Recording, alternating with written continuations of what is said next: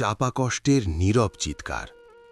এই গল্পটা কোনো একজন মানুষের না, এই গল্পটা সেই সব মানুষের যারা প্রতিদিন হাসে কিন্তু ভেতরে ভেতরে ভেঙে যাচ্ছে, যারা কথা বলে কিন্তু আসল কথাটা কখনো বলে না, যারা চিৎকার করতে চায় কিন্তু পারে না। তোমরা দেখছো অন্তরালে পুরুষ, একটা গল্প নীরব যোদ্ধাদের জন্য। মানুষ ভাবে কষ্ট মানে কান্না, কষ্ট মানে চোখের জল, কষ্ট মানে ভেঙে পড়া। কিন্তু সব কষ্ট এমন না।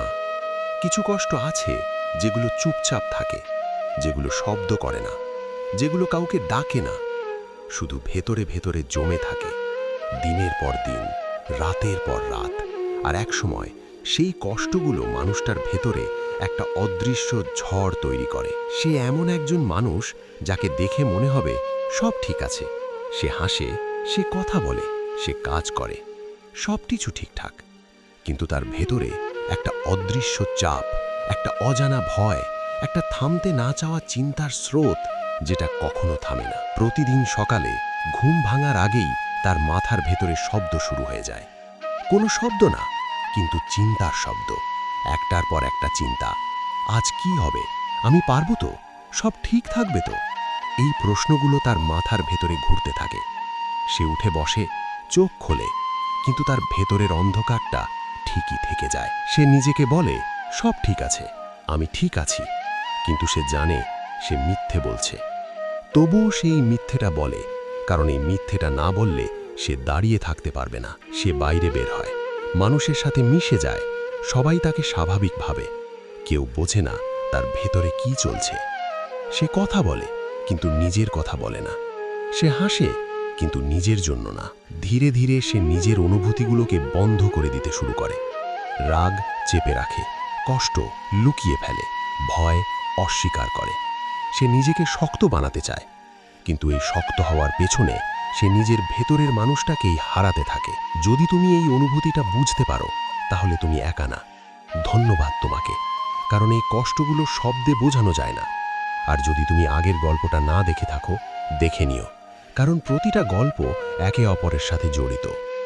পরের গল্পে আমরা কথা বলবো একাই যুদ্ধ করা মানুষ। হয়তো সেই গল্পটা তোমার বাস্তবতাকে আরও স্পষ্ট করে দেবে। রাত হলো, সবাই ঘুমিয়ে পড়ল, চারপাশ নিঃশব্দ। এটাই সেই সময় যখন তার ভেতরের সব কিছু জেগে ওঠে। চিন্তা, ভয়, অতীত, ভবিষ্যৎ সব একসাথে। সে বিছানায় শুয়ে থাকে, চোখ বন্ধ করে, চেষ্টা করে ঘুমানোর, কিন্তু তার মাথা থামে না, তার চিন্তা থামে না। তার মনে পড়ে পুরনো ভুল, পুরনো ব্যর্থতা, পুরনো মানুষ, পুরনো কথা। সব কিছু একসাথে এসে তাকে ঘিরে ধরে। তার বুকটা ভারী হয়ে যায়, শ্বাস নিতে কষ্ট হয়, কিন্তু বাইরে থেকে কিছুই বোঝা যায় না। সে উঠে বসে, জানালার পাশে গিয়ে দাঁড়ায়, অন্ধকার আকাশের দিকে তাকিয়ে থাকে। মনে হয় সব কিছু থেমে যাক, সব শব্দ, সব চিন্তা, সব কষ্ট, কিন্তু কিছুই থামে না। সব কিছু চলতেই থাকে, আর সে দাঁড়িয়ে থাকে একাই। তার ভেতরে একটা চিৎকার জমে, একটা প্রবল চিৎকার।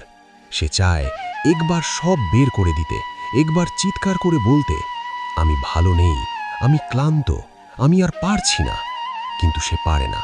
তার গলা আটকে যায়, তার শব্দ আটকে যায়, কারণ সে শিখেছে চুপ থাকতে, সব সহ্য করতে। ধীরে ধীরে সে চুপ থাকার অভ্যাস করে ফেলে।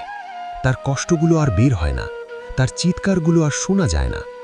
সব কিছু ভেতরে জমে থাকে, আর সেই জমে থাকা কষ্টগুলো তার ভেতরটা ধীরে ধীরে ফাঁকা করে দেয়। একসময় এসে সে বুঝতেই পারে না সে কি অনুভব করছে।